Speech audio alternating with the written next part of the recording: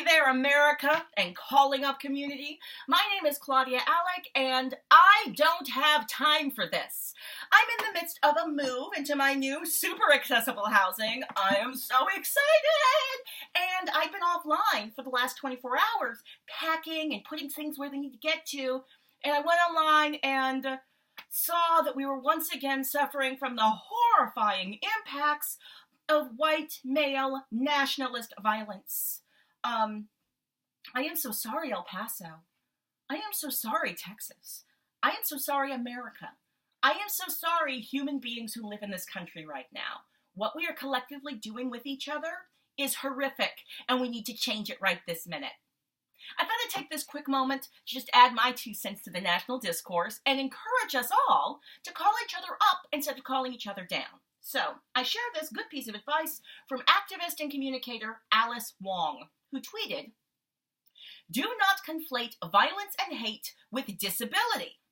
It's easier to think about them in pathological terms, but it keeps us from dealing with the more difficult questions about white supremacy, toxic masculinity, and all forms of bigotry that is steeped in our society. Hashtag El Paso, hashtag Crip the Vote."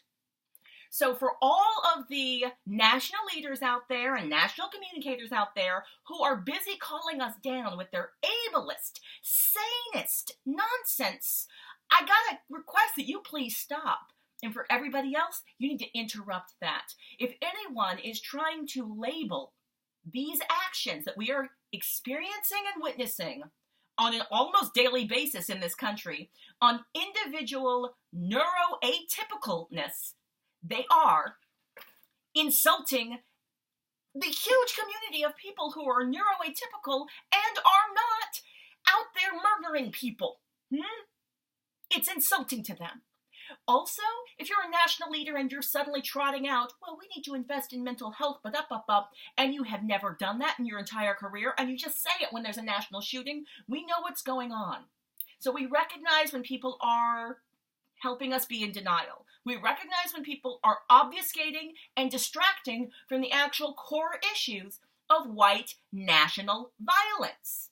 We also recognize that when the President of the United States is unwilling to call out white national terrorism, that's a problem. So we should all be calling out and hopefully all be calling up. In the meantime, I'm going to keep cleaning my house. And America, good grief. I think we all need to do the same.